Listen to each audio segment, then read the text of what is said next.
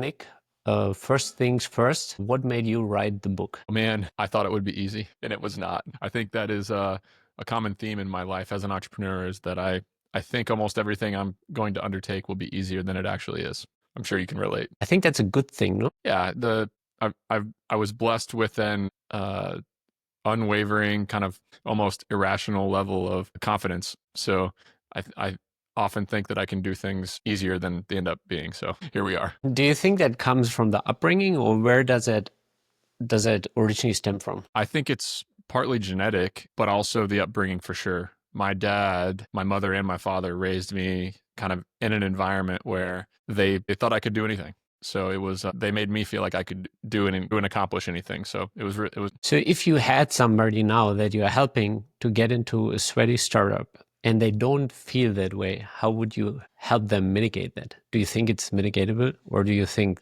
that that's a great disadvantage? I think it's acquired by flexing the muscle, honestly. I think doing hard things and getting, comfortable being uncomfortable it's a common theme across all entrepreneurs. To do anything, with outsized returns in life, you really have to get comfortable being uncomfortable, and it's a muscle. A lot of people think that you can read a book, watch a video, listen to a podcast and kind of learn how to develop grit. And that's not been my experience. I think you have to experience the pain and get through it to kind of up that tolerance for pain. In the book, you speak about multiple instances where you felt extreme anxiety. I wonder, as you've grown more and more successful, did that ever trend downwards? Do you feel like you can mitigate it better? Do you feel like because now you can point towards success, there's less of it? I do think so. Yeah, I'm more confident, but I think business, I come from a track and field background. I ran track, and in track, they say it doesn't get easier, you just go faster. Hmm. And I think in business, it doesn't necessarily get less stressful. You just make more money or lose more money. Mango. So yeah, I think look, I definitely can handle stress better now than I could in the beginning.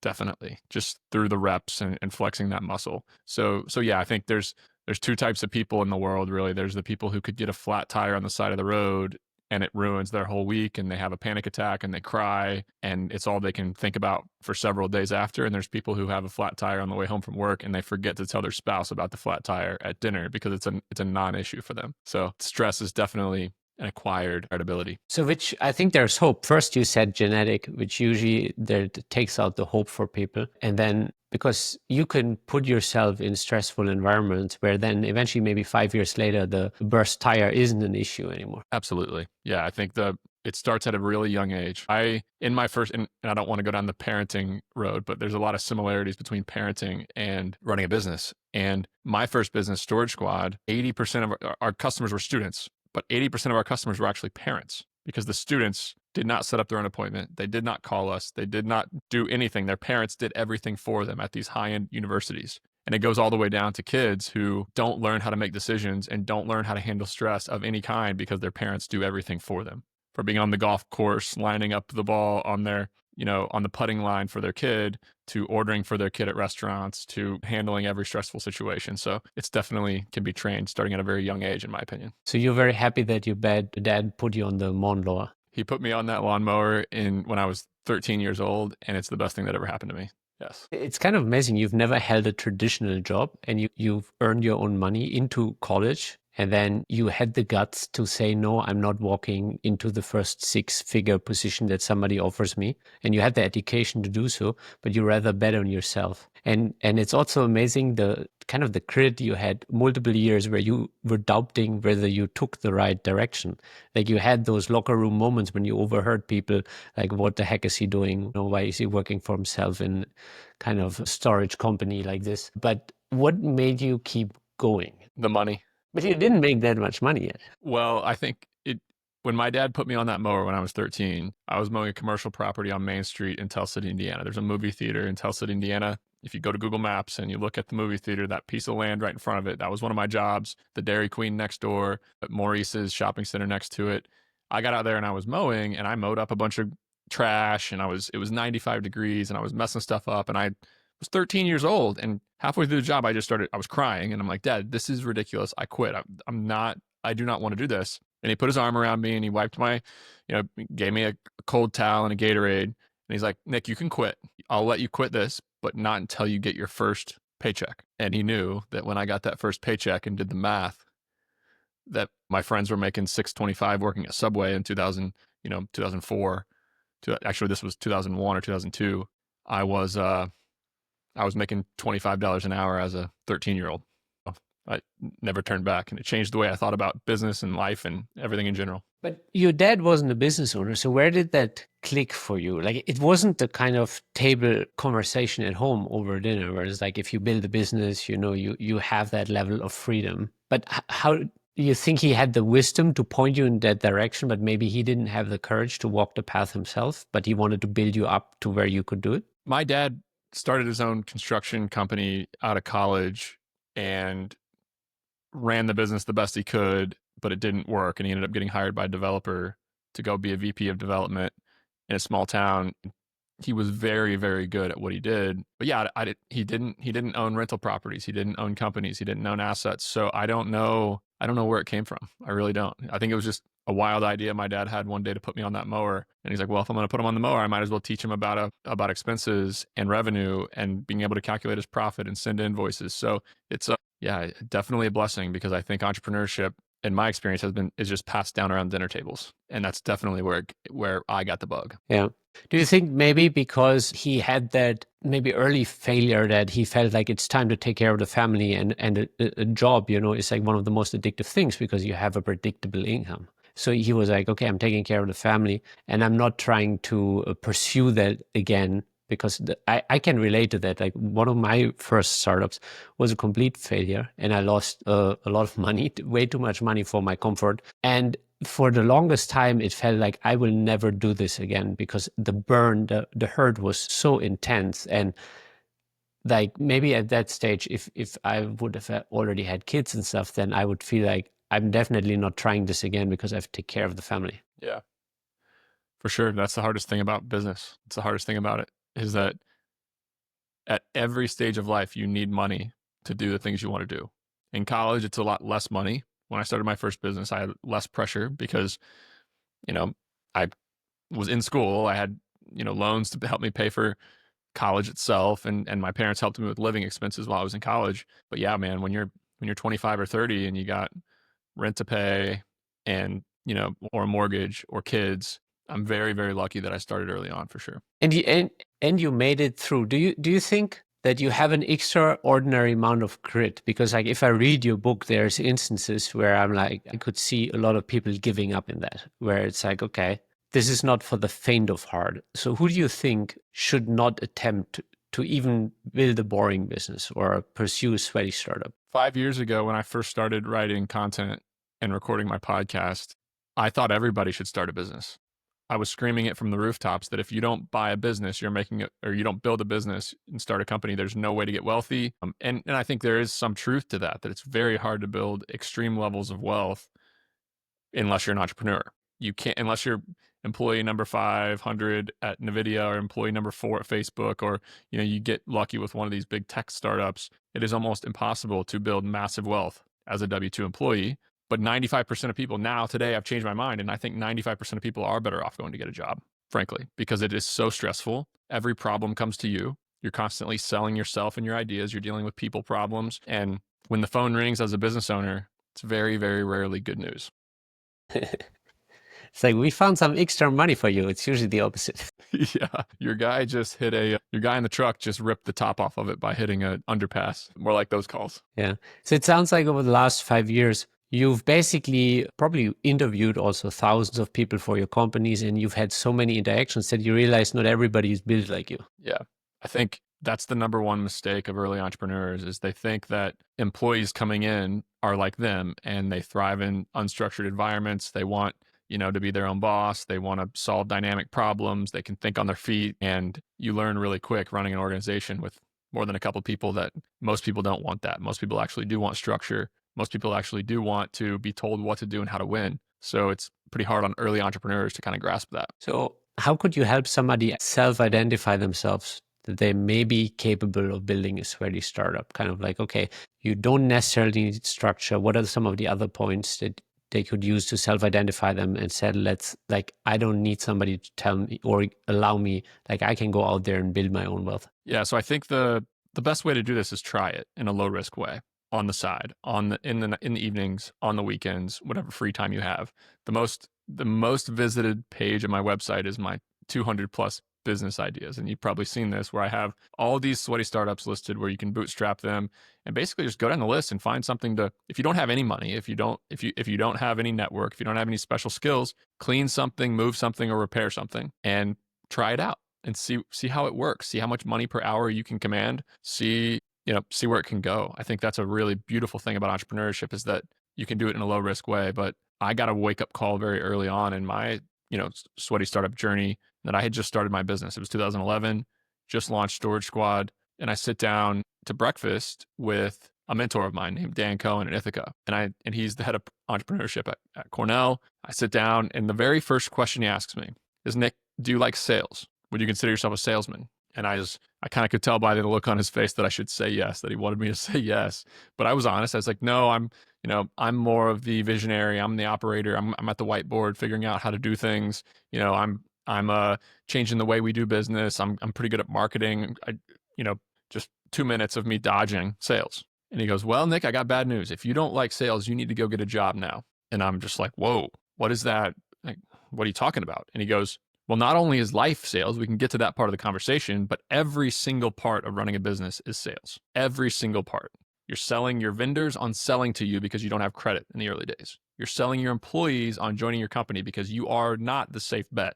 You're selling your customers on trusting you even though you don't have a reputation and a brand. You are selling everybody around you all the time, whether it be partners on joining your business, investors on investing in your company, you name it, you are selling yourself and your ideas. So if you don't like sales, go get a job. But the good news is that you can become good at sales. You can build that muscle, and it's through a lot of practice. We could talk about that too. But that conversation was a wake up call for me, and I was an extrovert, so I had a little bit of an easier time adopting sales, but it was still very hard, very uncomfortable, and I had to put in the reps to become.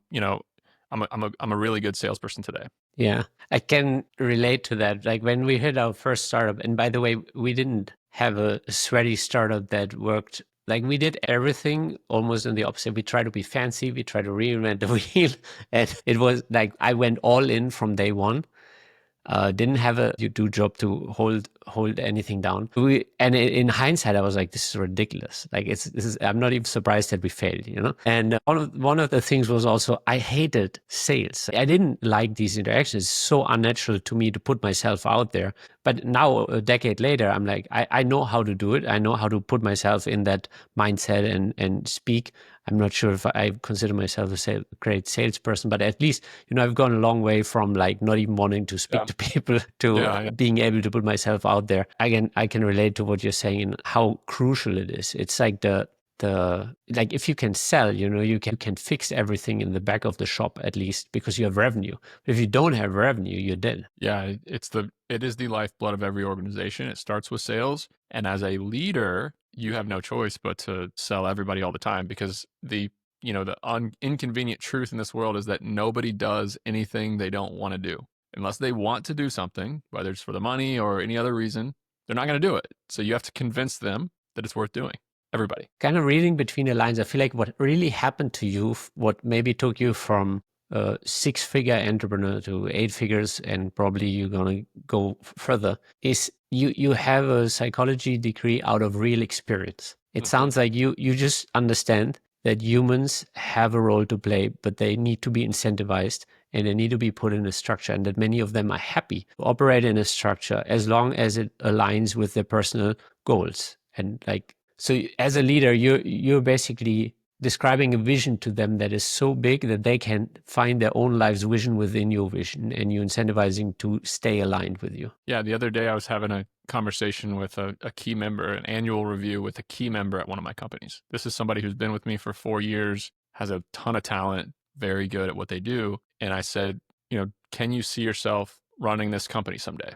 what are your goals? Like, where do you want to be 5 years from now? And we can work our way backwards. But just so I know, like, do you think that like C-suite CEO is something that you would thrive in? Is it something you even want? And he responded, no, I don't think I would want that. I don't want all the problems to come to me. I love my work, but it's not the most important thing in my life. I love other things too. I'm not addicted to the game like you are, is one of his direct quotes. And that's fine. That's great. You need people like that in your organization. He's a phenomenal high performer, adding way more value to our company than what we pay him in a salary. And it's just not everybody has the same goals and vision that you have as an entrepreneur. What do you think is an appropriate ratio where you just said, okay, he's adding significantly more value compared to the salary? Like, what is the ratio that the company actually needs to survive? Like, how much value does an individual contributor in multiples need to create? I would think that you need to be making in revenue at least double what you're paying somebody in salary, even if we go down all the way down to hourly jobs.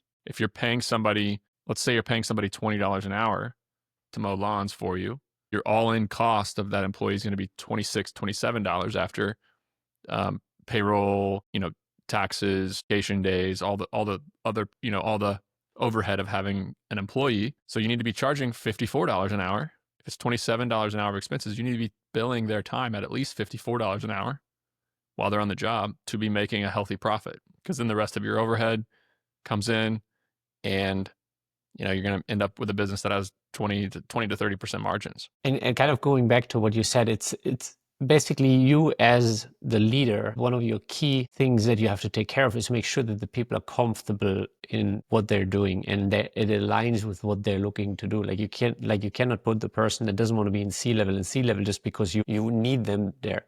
Like, you actually need to try to make a sustainable fit to grow That's a sustainable. that's one of the hard things about running a business, for sure, is that what you want and what you need is often at odds of what other people want and need. And you have to find a way to create those win-win situations. Yeah. But that probably took you years to learn. What were your first hires like? Like the first couple times when you knocked your head against the wall and you maybe reluctantly hired people for the first time? I think the gap between the super competent people in the world and the gap between the average people and even low performers has widened in my career, in my view. The top 1% of workers in America, they are 10x, 10 times more valuable than the person who's maybe even still in the top 10%. And I think, in America, less than 50% of Americans actually have a job. If you count all the old people, the unemployed people, the sick people, the young people, whatever it might be, less than half of them actually have a job. And I would go so far as to say only the top 20% add significant value to the economy, especially in corporate America and some of these larger businesses. So yeah, I think my early mistakes in hiring were almost, unanimously overestimating what somebody could do from a decision-making perspective, even an execution perspective. And I learned the hard way, and it cost me a lot of money over the years. That maybe sounds bad. Maybe it came out bad, but like the average person is overweight, divorced, addicted to social media, and they don't have $500 in their checking account. What makes you think that they can come into your company and make realistic decisions when the pressure's on? They're not going to be able to. Yeah. And there's something that I keep pointing out going to the doctor. They compare you to the average health of their patients. I don't want to be compared to that at all. I want to be compared to the elite level of health of somebody in my age. I'm like, this is what I want to be compared at. Yeah.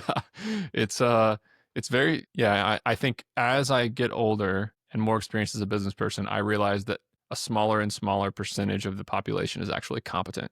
And that's a sad thing to say, but a lot of people are totally incompetent. But they're still part of the workforce, and that's as a business owner, you still have to give them a place within the organization, and you have to give them a structure to succeed in. Yep.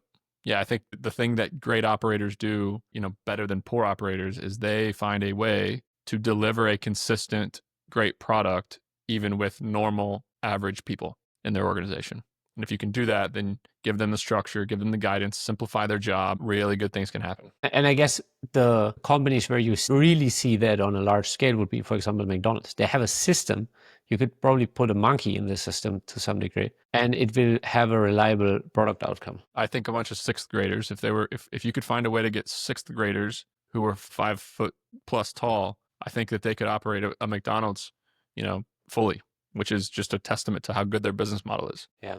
I also like the example you have in the book with the monkey on the back.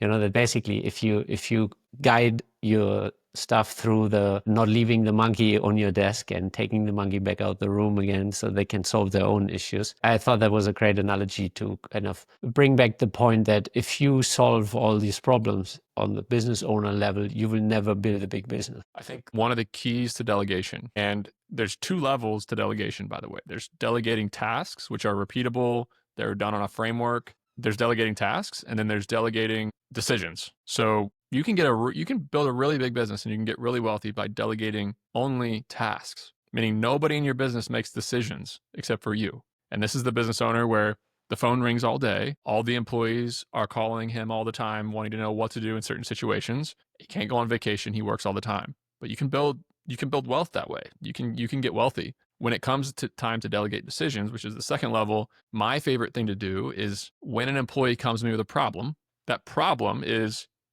like, think of it as a monkey on the employee's back. They come into my office and they tell me their problem. As soon as they tell me their problem, the monkey jumps off of their back and it jumps onto my back. Now I have a monkey on my back and their problem. And I have 2 options. I can say, all right, get out of my office. I'll solve it. I'll take your monkey. Or to try to find a way to send them out with their monkey and their problem and a way to solve it. The easy way is to say, get out of my office. I'll take care of this. But then at 5 o'clock, you have an office full of monkeys. So yeah, it's harder in the near term, but better in the long term to ask the right questions, ask the right follow-up. And an example of this is back in the days and still running a storage facility, one of my reps would answer a phone and then they'd call me. They'd say, Nick, somebody just called and they rented unit 69, 70. They rented unit 70. But 70's got a lock on it. What do I do? Somebody else has already rented it. I'm like, okay, this answer to this for me is very simple. Try to find a different unit available, but I'm going to ask a question back to them. Okay, what's our goal? What's our goal? And they'll say, oh, our goal is to rent storage units. Okay, if our goal is to rent storage units, that unit's not empty. What do you think is a reasonable solution here to this problem? They'll say, well, I don't know. And if they say, I don't know, you just kind of realize that they don't have what it takes to start to make decisions and they're incompetent and they've reached the level of their competence. But many of them will get it and they'll say, the facility is only 75% occupied. We have 25% of our units still available. Right next to unit 70 is unit 69. It's open. I can tell the customer to go in that one. I'll change over the rental and then the problem is solved. I'll say, okay, great. Get out of my office. Take your monkey with you. So it's when you do that over and over again, 2 things happen. Number 1, you get a look into the mind of your employee. You start to see how they think about things and you can judge their level of competence. Can I start to give them more decisions or do I not like the way they think about things, basically? And the second thing is they get practice. They start to build the muscle. They start to think for themselves. And it's just like enabling a kid by solving every problem for them. They're going to keep coming to you to solve their problems. But eventually, if they know that, hey, if I go to Nick, he's just going to ask me a bunch of questions. He's not going to help. I'm kind of forced to do this myself, which over time, it's how you enable people to perform really well in the job. Yeah, and ideally, they just get the kind of questions that you ask and they ask them themselves and they come to your office less and less and they build the muscles. Yeah. And if they come to me 3 days in a row with the same question 3 times, that third conversation is not going to go well for them. I read somewhere else that there was a CEO who said, if you ask him something or the third time you basically get fired if you ask him something that you could Google otherwise. Yeah, that's sounds harsh, but I tend to agree. Yeah, I think it's important. It sounds harsh in an individual case, but like if you don't set the precedence for it, then it will be like what you said at 5 p.m. at the end of the day, you have like a whole room full of monkeys. And that's so you need to have those guardrails to say, think for yourself, find solutions or exit. 100%. And I think it's a way that you can over time build up leaders inside of your organization who can make decisions for you. And that's the key. That's the key to leverage. Yeah.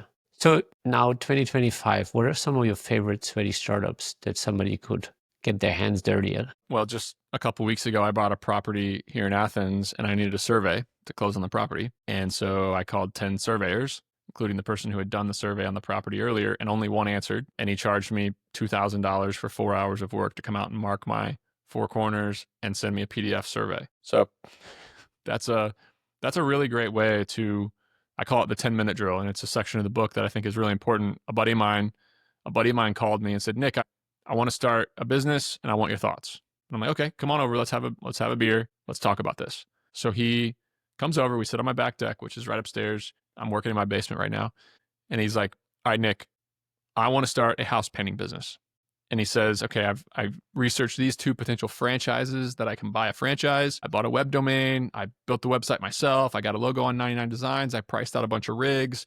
Here's some of, profit and loss statement, forward looking projections of what we could do financially with the cost of paint and labor and all these things. And he's like, so he tells me about, 2 or 3 months worth of work that he has done to vet this business idea. And he says, Nick, what do you think? What do you think of this business idea?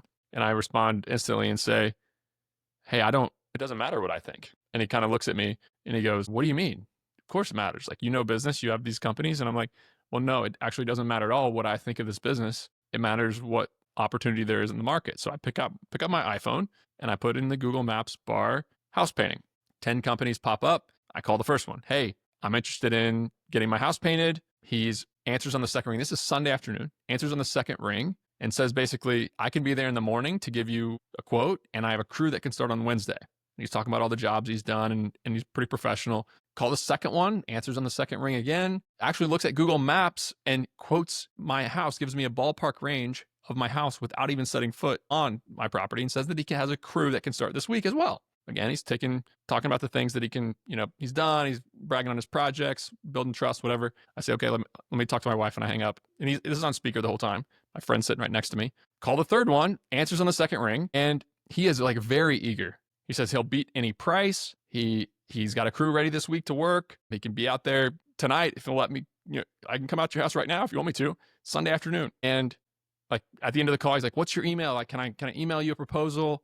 Like trying to get this stuff for follow up. And I hang up the phone. And I look at my friend. I'm like, "What do you think of the business now?" And he goes, "Damn, I don't know if I want to compete with those guys." I mean, if everybody's willing to basically come immediately, you know that they're all fighting for work right now. Exactly.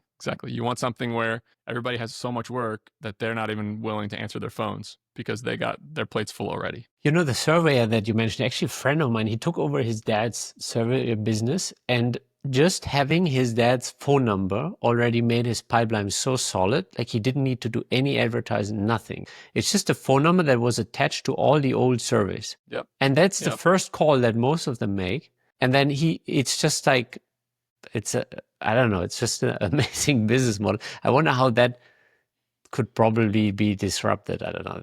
Well, they have drones now. Like the guy who came out and I paid $2,000 to do that survey, he gave me like a paper drawing as the survey. No AutoCAD, no Bluebeam, no Rivet. And he came out and like marked and measured himself. And obviously he's got some surveying equipment, but there's like it was a flat piece of land with no trees on it. There's drones that can come in and do like LiDAR topographical surveys. There's a lot of innovation that you can do. You can have a back office, you can do all your drawings in the back office with an employee in Colombia for $1,500 to $1,800 a month. I love that business. Yeah. You think that will be around for a decade or two? Yeah.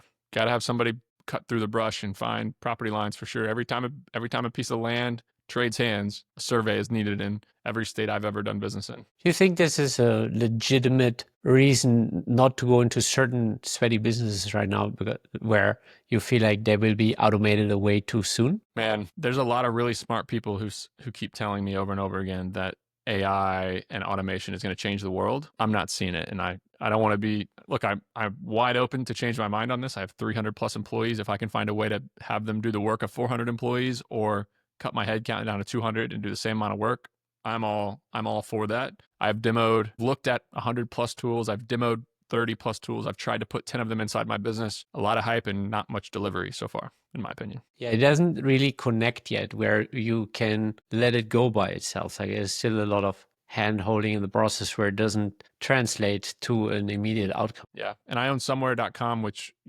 is a business where we put international employees into US based companies, and there's a huge demand for our training that we give to our employees on AI.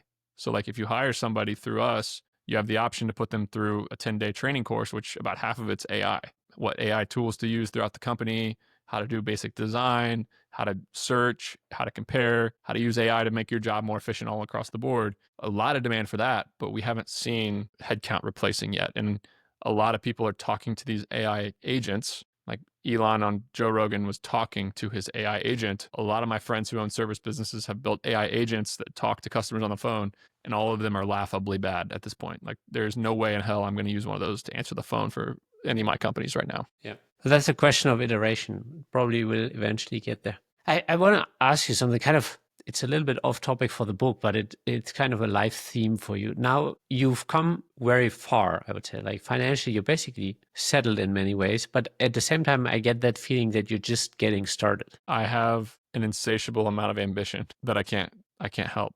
Yeah, it's like I get myself into that optimism that I was saying, like the irrational optimism sometimes gets me into trouble because I think things are going to be easier than they are, from writing the book to buying a company to doing anything else. But yeah, I'm very driven still and motivated, even though I have enough money to pay for my basic needs. So somewhere.com kind of being maybe one of the biggest projects you took on, and kind of like how that translated from the possibility of taking majority ownership to actually closing the deal, raising the money to get it over the, and now basically being the majority shareholder of that. What do you think will be the next bigger that Nick Huber will pursue? So I'm going to speak out of two sides of my mouth here because I'm a guy who has started 11 companies and bought one. The wealthiest people I know, the most financially successful people I know, if I take the top 10, 9 of them focused on one business and made almost all their money on one business. So me talking about holding companies and doing multiple things, I don't know about that. I'll just say that. I don't know that it's the best path, but I'm very thankful in 2015 that we were in the depths of a hard business, Storage Squad. I'm very thankful that we got serious about building our first self-storage facility, even though people told us it was a bad idea. I'm very thankful that even though we were building a real estate private equity business, I took a little bit of equity in somewhere.com. I'm very thankful that a year after that, even though I had somewhere.com and Bolt Storage and a couple other endeavors, I'm very lucky that I started RE Cosseg, which is my third largest business, pushing towards $1 million a month of revenue, 50 plus employees. Very thankful that I have been distracted and looked in some other directions. But almost all the wealthy people I know started one thing and did one thing really well. So I think statistically, it's better to do just one thing and get really good at it. But some businesses are better than others, that's for sure. Like I was never going to be able to accomplish what I have been able to accomplish if I would have stuck with moving boxes around college towns. I feel like kind of looking at you from the outside, the one thing that you're really good at is understanding how to navigate humans and people and, their lack of integrity or the parts that make businesses fail are a lot more human probably. And I think you've kind of managed to understand that. And over the last 5 years, I think you've grown a deep understanding of that. And that is what makes multiple businesses successful. And maybe the very successful reference of that would be Tony Robbins. Like he doesn't understand all the businesses he's in, but he understands the humans that operate those businesses. That's a really good point. And I haven't spent a ton of time thinking about, but I do have a very high emotional intelligence. I'm very good at putting myself in other people's shoes. I'm very good at thinking up and building win-win scenarios. And I'm really good at thinking about what motivates other people. So, and the whole last section of my book is about people because you cannot do it alone. Like we're going to be on here talking for an hour or so. And in that hour, 350 hours worth of work is going to get done by the people at my companies. So I would not be able to do what I do without a lot of other people. So I do think interacting and how you interact and how you treat people is phenomenally important. So I think that's your unique position in all of those companies. And that's why maybe somebody who's more technical only drives one company, because the people part for them is a lot more challenging than maybe for you. And you maybe partner with more technical people and solve the human part of the equation, which allows you to operate over different domains, looking distracted, while I think your core focus is making humans find their place. Yeah, that might be right. That might be right. I think a lot of entrepreneurs share that skill, just bringing together people. Yeah, would you say that basically on a higher level, and you describe this in the book, you might start, I don't know, cleaning, you might start mowing lawns, you might start fixing cars, but on eventually, business looks the same on a higher level. You have to hire, you have to fire, you have to make decisions. That's why I think one of the worst pieces of advice in the history of entrepreneurship is to follow your passion and do what you love. Because any business that's doing $1 million a month of revenue, running that company is going to look the same. You're selling, you're hiring, you're firing, you're delegating, you're dealing with people problems. People are coming to you to get raises. Customers are coming to you with problems and you're solving problems. You're having uncomfortable conversations all the time. CEOs are underpaid, in my opinion. But yeah, it's you might as well go after what is the best opportunity for you to make money and build wealth instead of what you want to be doing, because if you operate business at a high level, it's all the same. So kind of identifying that opportunity. Basically, I want something where I can use your 10-minute test. I can call up different companies. I want to make sure that nobody's available for whatever multiple weeks or something. And at the same time, I want something that's maybe not as a heavy load in terms of stress as the college search company that you had. Yep. You want something that has higher leverage, where you can also go to $1 million in revenue a month as fast as you can, so that you can actually get to that level of ownership where you can focus on the high level. Yep. Yeah, I think find a business initially where you can get $50 an hour for your time with almost no skill. They're out there all over the place.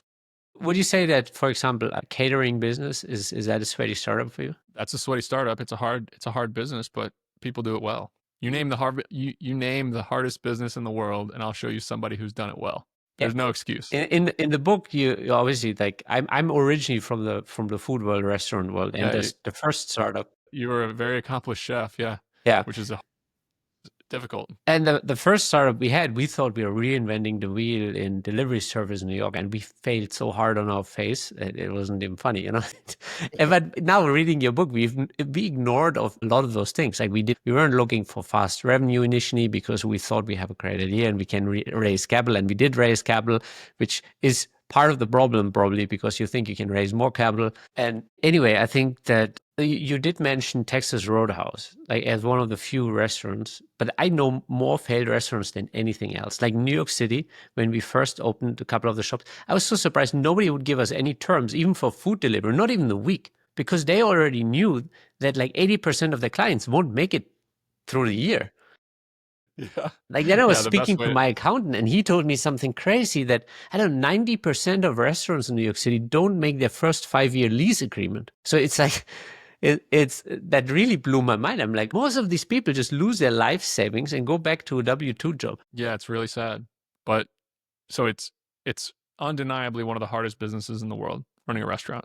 The statistics, the lifestyle, the difficulty of it, the moving pieces, the employees that you need to find, the expensive locations that you must get if you're going to run a high-level restaurant. Look at Texas Roadhouse. Over $5 billion a year of revenue, or $600 million a year of profit, 150 plus employees per store. And if you go into these restaurants, they are a well-oiled machine. It's an unbelievable thing to look at. So you name a very difficult business, and I'll point to a company that has scaled it and made hundreds of millions of dollars. Just for kicks, after I read it in the book, I went Saturday night, I went to the Texas Roadhouse down the road here, and it was like 6:30, and they had like 10 people dancing. And I was like, this restaurant is run so well that they can take half their stuff and put it dancing on the floor for I don't know how long they danced. Yeah, they do a little 45-second routine when it's somebody's birthday. Yeah. And I was like, and it still feel like everybody was having a good time. What town do you live in? Hmm? What town? Right now I'm in Florida, Fort Myers. Yeah, so Texas Roadhouse is in the South, man. They slam. They slam. Yeah. And I was quite surprised. That was a fun little detour to take that steak. I recommend anybody listening to this show to go to Texas Roadhouse this weekend. Go on Friday. Don't take a big group or you will not be able to sit. Go with one other person on Friday at 6 o'clock. You're still going to have to wait a half an hour, but they're just sitting and getting through probably 100 tables at a time. It's unbelievable. Yeah, it's crazy. The whole thing was packed, and like you said, there was a line out the door. I took a single seat at the bar, so I was seated right away. I just wanted to see what's going on and how they operated it. It's a beautiful exercise. So, what are some of the other sweaty startups where you think people are overlooking gold right now? Yeah, so if you go to that sweatystartup.com/ideas and download the 200 plus idea list, look, the thing about this business is that there's some where the odds are in your town that's an underserved niche. There's some, but then there's others that it depends on the town. The beautiful thing about this is that it's your moat, your advantage is not technology, it's not innovation, it's geography. It's geography. So your town could be good for tree trimming, tree removal. Another town may be great for pressure washing. Another town may really need a nanny recruiting company because there's a ton of high-end families having kids and they don't want to do the work to find nannies. A friend of mine here in town runs a super high-end travel agency. Everybody thinks travel agencies are dead because of Priceline.com. They are not. They are not dead. Yeah. I think one of the biggest takeaways just out of the book and the conversation with you is sometimes we might obsess a little bit too much where we should move instead of finding the goal where we are. It's like you said, okay, maybe if you're in Southwest Florida, tree cutting is not the biggest thing, but it's maybe pressure washing, car detailing, maybe it's in any agency. I don't know, like 30% of the people here are already retired. Maybe it's something that has more to do with taking care of them. Or even simple house services, tech support for elderly. It could be anything. I'm going to pull up my list here.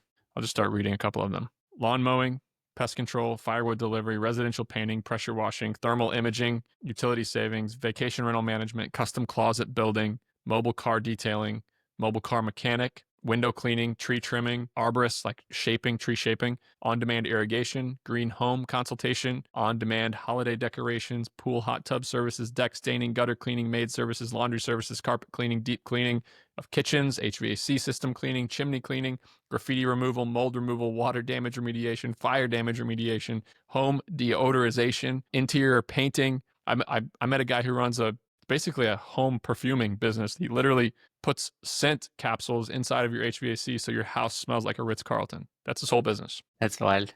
But I actually I get that part. So because coming from professional hospitality, it was major brands identify themselves through scent. And it's so important that the lobby is consistent in scent. And it's also the biggest downside if you go to no branded kind of Airbnbs or you just go to a random hotel. They tend to smell oddly sometimes or something. So I can relate to that. Or even if I get into an Uber with a guy with a weird air freshener, I feel more uncomfortable. There's probably in my town in Athens, Georgia, there's probably five interior designers who make over $1 million a year profit running their interior design firms. The town has like 128,000 people living there. The county, but the metro area has 250. And if you work over towards Atlanta, you have access within an hour of, Okay, yeah, okay. 4 or 5 million people. Yeah, okay, that makes sense. Yeah, and I mean, yeah, okay. So, but the biggest takeaway basically for me is that it doesn't matter. You don't need to move. Like, you don't need to go to Palm Beach and be among rich people because most likely you already have some rich people in your town. You just haven't translated how you can add value to their life. That's exactly it. It's exactly it. In my book, the 5th chapter, like opportunity, how to find an opportunity, like new idea 101, goes through the framework of like create your list of 10 businesses, 5 businesses that are very easy and low risk to bootstrap, 3 of them that are a bit more complex and more investment, and 2 of them that are very niche and higher investment, meaning you need equipment, maybe a franchise. And then do that exercise that we discussed, the 10-minute drill on all of them, and then go one step deeper and figure out what they're billing and charging per man hour for work and how busy they are and how hungry they are for work, and then figure out which one you're going to go after. One of the things that you've got in the book, basically you can compete with existing businesses on price, speed, and quality. You can charge less money than the competition.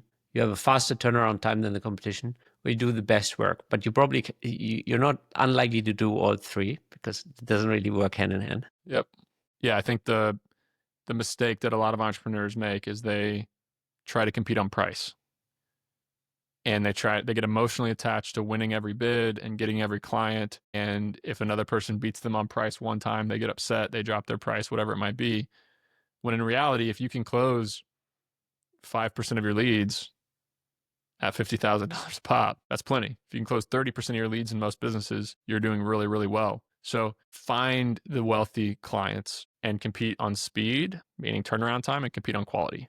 Don't compete on price if you want to build a scalable company. Yeah, I think I would agree. Even like in the culinary world, we've kind of by default trended towards working with the most wealthy clients in any market because it's almost easier because they give you a sufficient amount of money to do well by default if you know what you're doing, and you can, with that money, you can hire better stuff and more qualified stuff and serve them better. And for them, the incremental dollar value isn't that much, but it's worth it for them to simply hire people that know what they're doing.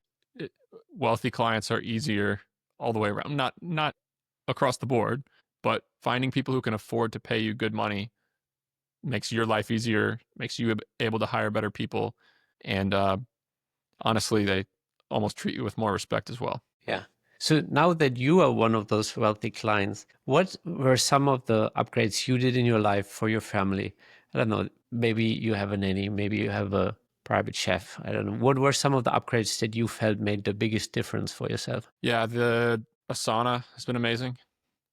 Um, we have a nanny who is almost like a house manager as well. She cooks a little bit, runs a lot of errands for us, opens all of our mail, sets our coffee machine pot before she goes to sleep.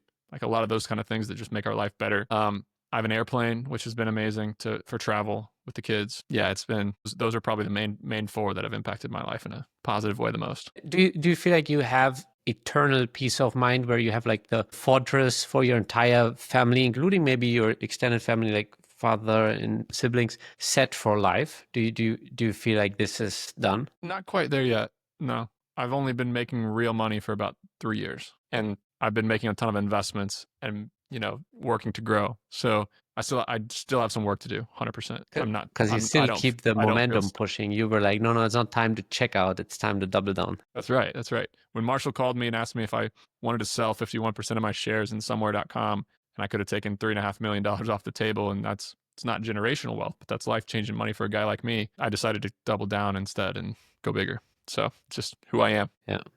And I think this is amazing, and this is why the book is also worth reading, because probably many people would have taken the 3.5 million, and honestly, where we are and the value of money, 3.5 million is not quite enough. It won't there like you wouldn't have the jet, no plane or anything. You couldn't even fuel it with that money if you actually try to just residually live off that. Exactly right. It's things are changing really fast out there. It's wild. Yeah.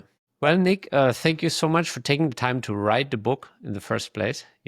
Like because it's for me, it's a bit of a homecoming on my own mistakes reading through it. I'm like, shit, like I wish I had the book maybe 12 years ago, because it could have saved me a couple of bigger errors. But You that's went also from, part it of, seems that your path was similar. You went from a generally fairly difficult business, which is hospitality, into real estate, which is a better business. That's very similar to my journey. but for me, it was about de-risking, because I started on this fluffy end of the entrepreneurship. Like I didn't, like originally I made some money in the way that you did at home, with just trading my time, like kids. It's not kids labor, I just did jobs at home. I did odd things and I made money. But for whatever reason, when I was in New York, then I got into the fluffy startup stuff, and we tried to. Do you remember Blue Apron and HelloFresh? Yeah. Oh yeah. So we were Oh yeah. competing with them They basically. raised a ton of money. They Yeah. raised a ton of So we were competing with them. We were just more local in New York, and we had a little bit whatever unique selling proposition, all that nonsense. money. Yeah, we blew 7 figures in the process, and I don't know, tons of experience, but I was pretty burned at the end. And I was like, what the fuck were we thinking? And in hindsight, I would have like maybe just a good boring business would done well. Yeah. Sorry that you went through that, but I also went through a lot of hell to get to where I am for sure. And what I like about how you describe it in the book, like you're not shying away from even sharing, for example, how you were on the sidewalk, kind of curled up and calling your mom. Like, but I also love how your business partner called you out and like, get your act together. You promised me we're getting through this together. Yeah, those were some very tough days, man. Very tough days running that hard business. Yeah. Well, thanks for being so open and sharing that, because it's one thing to write a book and like, hey, I bought somewhere.com and I'm super successful and I'm basically impeccable. And then it would be completely unrelatable for someone like me who maybe has a big failure in the timeline. I'm like, damn, this guy is just, and then it wouldn't strike, the same way. So I think the way you wrote the book, there's some humanness, and it's just you but there's also grit and determination. So I think you've wrote it well, and you've been Any very business transparent. owner, I really appreciate that. Any business owner who says they don't have any big losses is not being honest. It's a very hard game. It'll humble you. One of the hardest days of my life was a few months after my wedding. A guy who stood up next to me at my wedding, one of my best men, I had to fire from one of my businesses, and crying in my eyes, in my arms, because he's got a kid on the way and he doesn't know how to feed. He doesn't know what he's going to do. That's the stuff you don't see on Twitter or in social media. Yeah. And this is where I think you strike a chord, not just with people like me, but we see so much of that fast money nonsense and like, yeah, I'm just, I don't know, $10,000 YouTube channel. I've done it in 2 weeks. I'm just sitting in Dubai now. And that stuff messes with people's brain, because you wake up in the morning and you think like, what the fuck, am I this dumb? Like, but there be somewhere between the bullshit that's out there and that's not real, and it's just kind of posturing into the social media space. It messes up some good minds, you know, like, and it's actually better to not look at that stuff and just get going, do the dirty work, and build your own muscle, as you said earlier. It's really a shame how a lot of entrepreneurship is portrayed online, but I'm here to call it out. So I appreciate the support for sure. Yeah. Well, guys, the book is out now, The Sweaty Startup, How to Get Rich Doing Boring Things. Thank you, Nick, for writing it. Thanks for being outspoken on Twitter. It's quite entertaining, you know. Initially, sometimes I read this stuff and I'm like, it's giving me a couple good laughs throughout the week. So. Thank you very much. Yeah, and if anybody has any feedback for me, nick@sweatystartup.com is my email, and I read all my emails. So if anybody wants to tell me they hate the book, or tell me what they wish was in the book, or give me a critique, I'm all ears. You actually still read all your emails? The important ones, yeah. Okay.